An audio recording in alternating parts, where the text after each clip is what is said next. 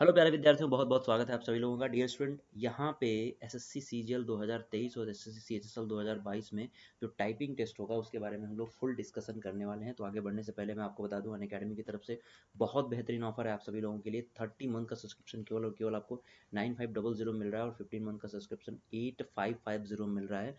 Discount code PMYT use करके आप इस ऑफर का फ़ायदा उठा सकते हैं। साथ ही 18 तारीख को होने वाले इस ऑल इंडिया मॉक टेस्ट में बच्चे जरूर इनरोल करिए, क्योंकि यहाँ पे आपको इनरोल करने के लिए इस बारकोड को स्कैन कर सकते हैं या फिर डिस्क्रिप्शन में लिंक होगा, उस लिंक पे क्लिक करके आप इसमें इनरोल कर सकते हैं। कोई भी इनरोल कर सकता है, सभी लोगों के लिए फ्री है। यहाँ पे आपको अलग अलग तरीके इनाम भी दिए जाएंगे, आप जो कि स्क्रीन पे देख रहे हैं। ये इनाम के अलावा आपको पता चलेगा कि आपकी रैंकिंग क्या है। तो 11 बजे सुबह होने वाले इस टेस्ट में जरूर ज्वाइन करिए और प्यारे विद्यार्थियों सभी लोगों को इन आपको अपनी रैंकिंग जरूर पता करिए अपनी, ठीक है। साथ ही PMYT डिस्काउंट कोड यूज़ करिएगा। जब भी आपको अगर कोड की ज़रूरत कहीं भी पड़े तो इस कोड को यूज़ कर सकते हैं। तो पहले आपको ये देख लीजिए बच्चे कि डाटा एंट्री जो टेस्ट होता है वो किस किस तरीके से होता है और कितने टेस्ट होते हैं। जो आपको पता है कि सीजीएल चाहे वो 2023 हो, ठीक है, या फिर CHSL 2022 का जो मेंस होने वाला है, ये 26 तारीख को होने वाला है, 26 जून को। तो इसमें टेस्ट जो है वो आपका होगा CHSL में।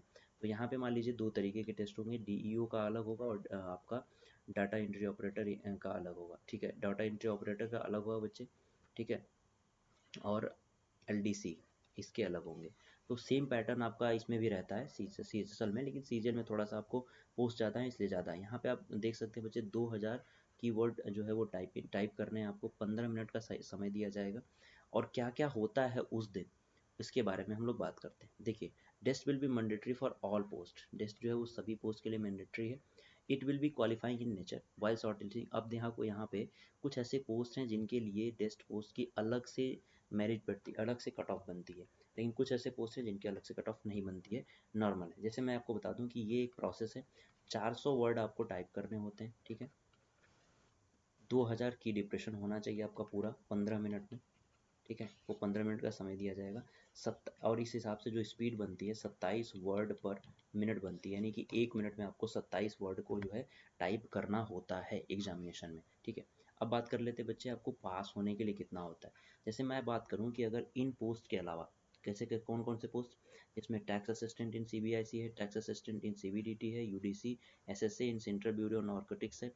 इनके अलावा जितने भी पोस्ट होंगे, ठीक है, जितने भी पोस्ट होंगे उनमें आपको केवल और केवल पास होना है। यानी कि आप एरर कर सकते हो 20%, यानी अगर आप 80% भी सही करते हो अपनी टाइपिंग में, UR कैटेगरी के अगर आप हो तो फिर आपका सिलेक्शन निश्चित है। OBC के हो तो 25% एरर कर सकते हो, और अब दूसरी कैटेगरी में हो SC ST PWD या फिर जो भी हो, उसमें आप 30% तक एरर कर सकते हो। लेकिन इन पोस्ट में, जो कि अभी मैंने पीछे आपको दिखाया, इन सभी पोस्ट में अलग से कट ऑफ बनती है। जो कट ऑफ होती है यहाँ है। UR कैटेगरी में आप 5% से ज़्यादा एरर नहीं कर सकते हो। अगर आप 5% से ज़्यादा एरर करते हो तो फिर आप इन पोस्ट के लिए एलिजिबल नहीं होगे, जो मैंने आपको भी पीछे दिखाया। OBC में 7% से ज़्यादा नहीं कर सकते हो, EW से 7%, SC 7% और SC 7%।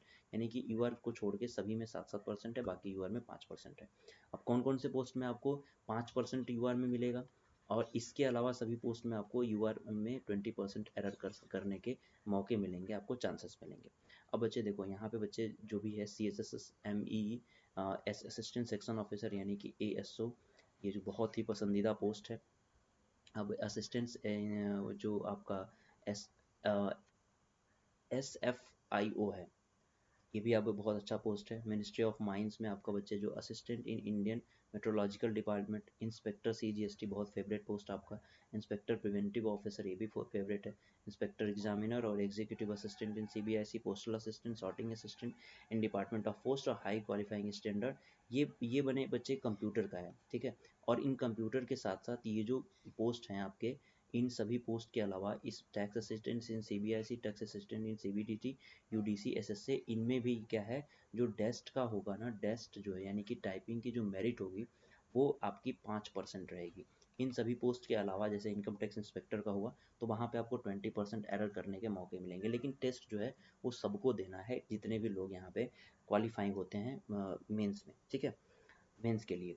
तो टाइपिंग जो सीट है, जैसे आप टाइपिंग सीट पे जब बैठते हो एग्ज़ाम देने के बाद, आपको पता है कि मेंस के दिन ही अब टाइपिंग हो रहा है, तो जैसे ही आप एग्ज़ाम देते हो, एग्ज़ाम देने के बाद 10 मिनट आपको प्रैक्टिस करने के लिए मिलेगा। एक पैरा दे दिया जाएगा, उस पैरा को आपको प्रैक्टिस करना पड़ेगा कि कैसे टाइपिंग करना है। 3 मिनट आपको फ्री टाइम होगा 10 मिनट के बाद, और इस फ्री टाइम में अगर मान लीजिए आपका कीबोर्ड जो है कोई वर्ड जो है काम नहीं कर रहा, कीबोर्ड का कीबोर्ड का कोई वर्ड जो है वो काम नहीं कर रहा है, तो बच्चे उसको आप कीबोर्ड को चेंज करा सकते हो इस 3 मिनट में ही, क्योंकि 3 मिनट के बाद जैसे ही वो ओरिजिनल टाइपिंग शुरू होगी 15 मिनट वाली, उसमें आप इस कीबोर्ड को जो है वो चेंज नहीं करा सकते हो। तो इस टाइपिंग टेस्ट में अपने कीबोर्ड को चेंज कराने का आपको 3 मिनट का समय मिलेगा। इस 3 मिनट में आपको चेक कर लेना, जैसे ही आप प्रैक्टिस कर रहे हो ना, तो मान लो ए जो वर्ड है कीबोर्ड का वो है आपका बहुत हार्ड, ठीक है, हार्ड कीबोर्ड है, तो उसमें उसको क्या करो आप चेंज करा लो, क्योंकि ए हर मौके पे आपको मिलना ही मिलना है। फिर 3 मिनट में आपको अपने माता जी का नाम लिखना है, सबमिट करना है, उसके बाद सेल्फ वेरिफिकेशन पे आपको सिग्नेचर करके टाइपिंग का जो टेस्ट है उसको कंप्लीट करना है, ठीक है।